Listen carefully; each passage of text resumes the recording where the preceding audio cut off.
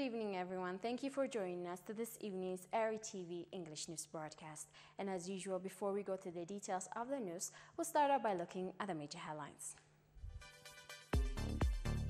A weekly editorial was released under the title, "The Congregation of the Youth in the Platform of Common Desire." National Grade 8 exams underway.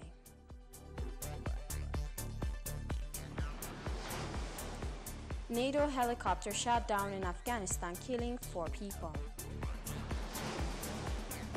Iran faces most significant UN nuclear sanction, according to U.S. Secretary of State.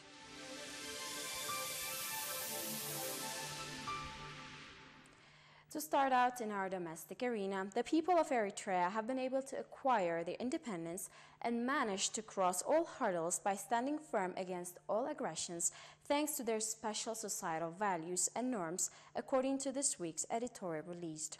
Noting that some of those values were present ever since ancient times in our society, and some were cultivated in our long struggle against colonialism, the editorial further stated that they all have become a bridge for our national consciousness, unity, and modern perspective.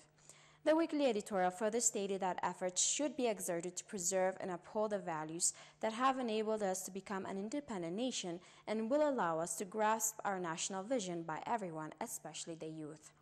Stating that a person endowed with both skill and knowledge becomes an asset worth more than anything for a nation, the editorial affirmed that consequently in our national endeavor to ensure economic emancipation, more focus is being given to developing human resources, especially in the youth, so as to enable them to have a better future.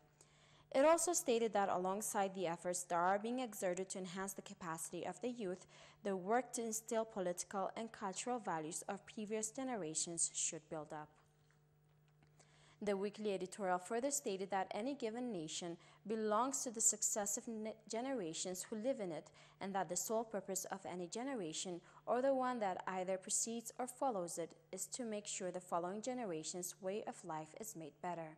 Similarly, if the Eritrean youth are to perform feats like the past generations, they should preserve, cherished, and highlight values such as love of nation and patriotism, perseverance, dedication and steadfastness, hard work, and innovation.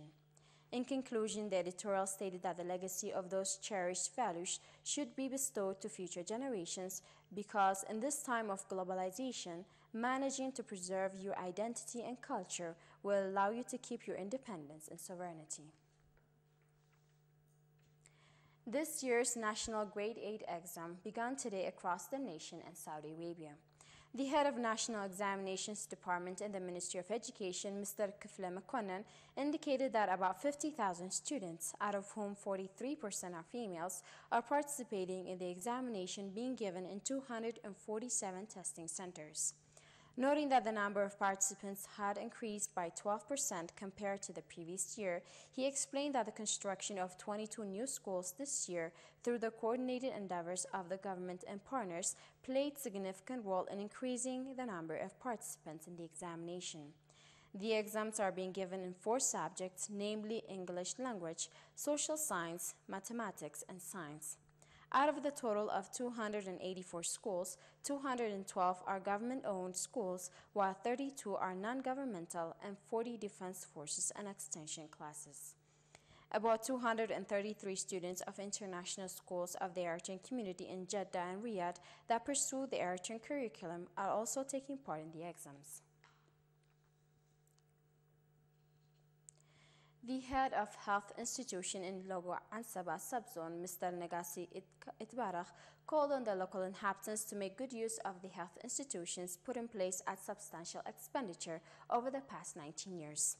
He explained that the inhabitants of a number of administrative areas in the subzone have already got access to medical service as part of efforts being made by the government to ensure equitable health service. Noting that extensive campaign is being undertaken to raise public awareness regarding the prevention of diseases and significance of health institutions, Mr. Negasi pointed out that commendable outcome has been registered in this regard.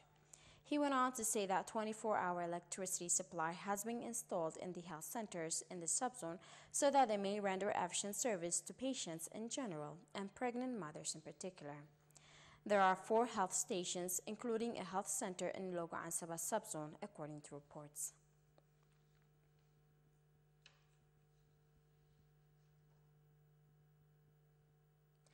A new water reservoir has been constructed in Darat administrative area, Agordet subzone, according to the supervisor of the project, Mr. Tahlahaymanut Yabiyo.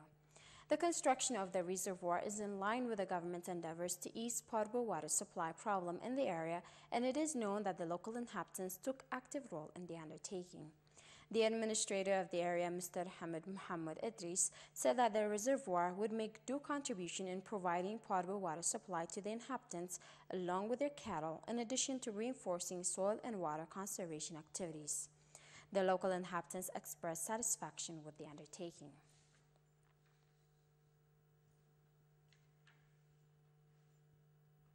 The Ministry of Labor and Human Welfare branch in Addagh subzone is striving to strengthen community-based rehabilitation programs, according to Mr. Razana Gabram Amlach, head of the branch office. Reports indicated that over 3 million NAFA interest-free loan has been extended to war disabled veterans and demobilized women with a view to improving their standard of living.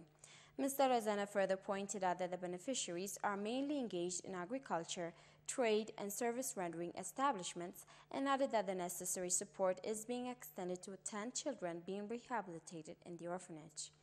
Meanwhile, a panel discussion was conducted in Addagh subzone on ways of enabling disabled persons to become productive in the society. The administrator of the subzone, Mr. Muhammad Hamid, stressed the need for all ministry branch offices to give top attention to the task of supporting disabled nationals.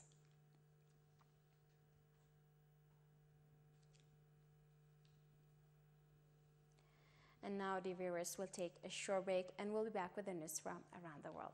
Don't go anywhere.